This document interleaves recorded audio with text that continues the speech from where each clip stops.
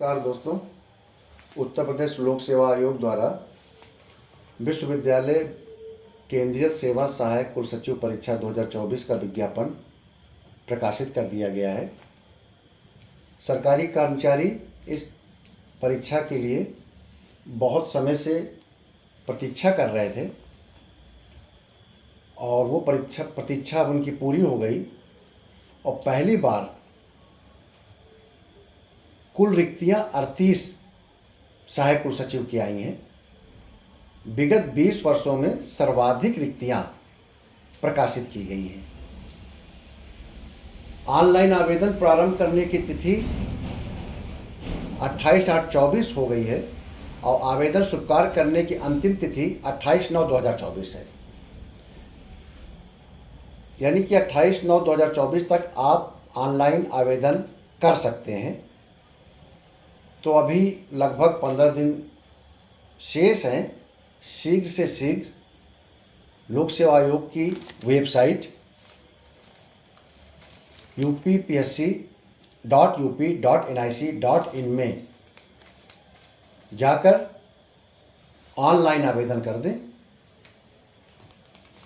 और राजकीय कर्मचारी जो 50 वर्ष से नीचे हैं वो इस फॉर्म को भर सकते हैं। 38 पदों में अनारक्षित 18 हैं, अनुसूचित जात के 7 पद हैं, ओबीसी के 10 पद, ईडब्ल्यूएस के लिए 3, भूतपूर्व सैनिक के लिए 1, महिला के लिए 7 और दिव्यांग के लिए 1 पद आरक्षित किया गया है। यह समूह खा का पद है और लेवल 8 का पद है। 9300 34,800 वेतन बैंड, ग्रेड पे 4800, लेवल 8 का ये पद है। बहुत ही महत्वपूर्ण बात है, गरिमापूर्ण पद है। चूँकि उत्तर प्रदेश विश्वविद्यालय केंद्रित सेवा नियमावली में 3 पदों को रखा गया है: सहायक कुलसचिव, उप कुलसचिव और कुलसचिव। सहायक कुलसचिव मिडिल लेवल का पद है, मध्य स्तरीय सुपरवाइजरी पद है और यह पद लेवल 12 तक पदोन्नत होकर पहुंचता है। लेवल 8 सहायक सचिव, लेवल 11 पर उप सचिव, लेवल 12 पर सचिव का पद होता है। ये परीक्षा इसलिए भी महत्वपूर्ण है कि ये एकमात्र लोक सेवा आयोग की ऐसी परीक्षा है जिसमें 7 वर्ष के राजकीय कार्यालय या विश्वविद्यालय के कार्यालय का अनुभव रखने वाले अभ्यर्थी को लिखित परीक्षा उत्तीर्ण करने के पश्चात साक्षात्कार देने के पश्चात ही चयन होता है।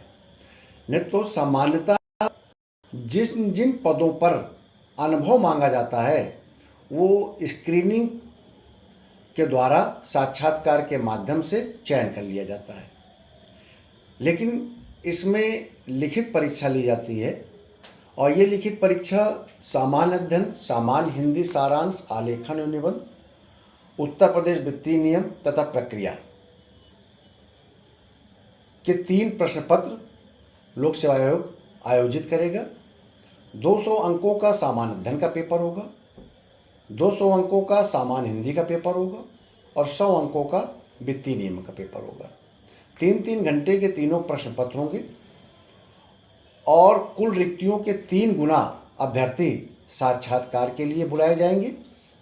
साक्षात्कार 50 अंकों का होता है।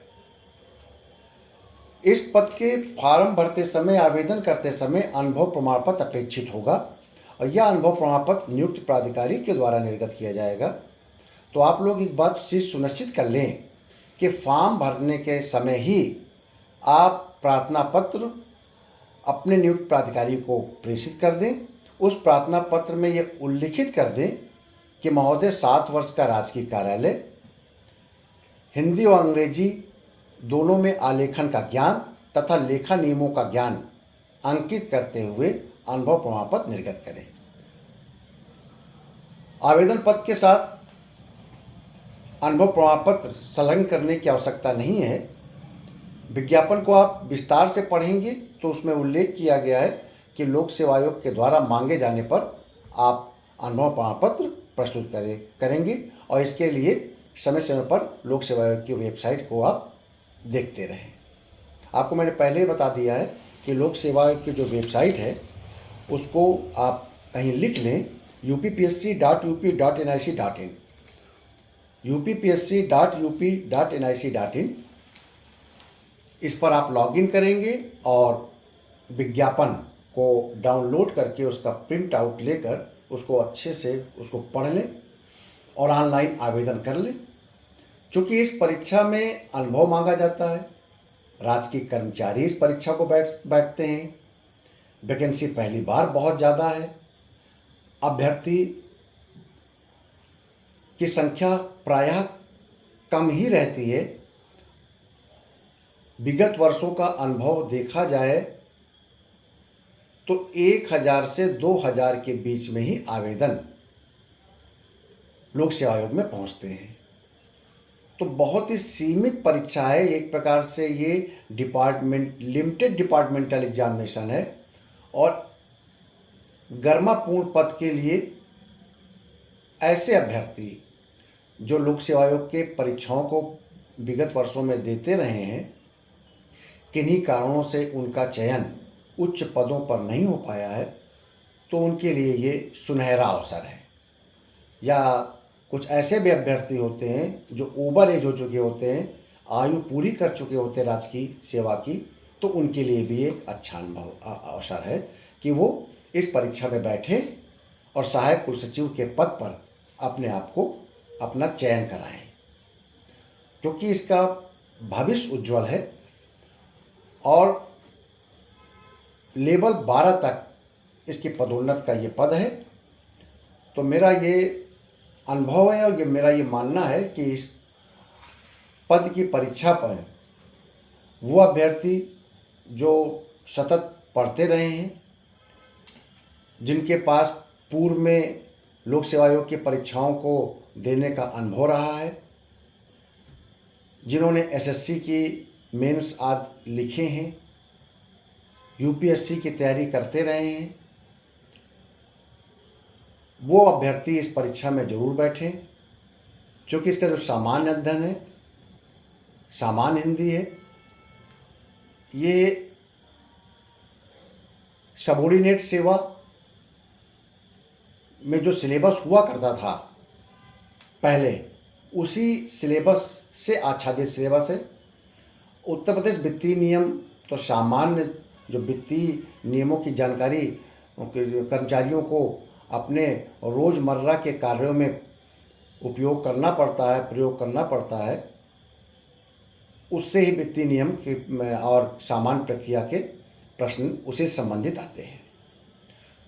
नेक्स्ट वीडियो में आपको सामान्य अध्ययन, सामान्य हिंदी, उत्तर प्रदेश वित्तीय नियम प्रक्रिया के सिलेबस के संबंध में विस्तृत जानकारी आपको दूंगा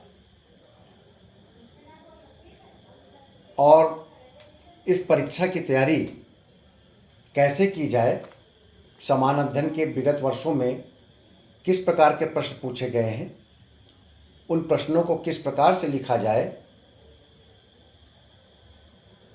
किस प्रकार से समय सीमा का ध्यान रखा जाए, वित्तीय नियम और प्रक्रिया में किन पुस्तकों का अध्ययन किया जाए,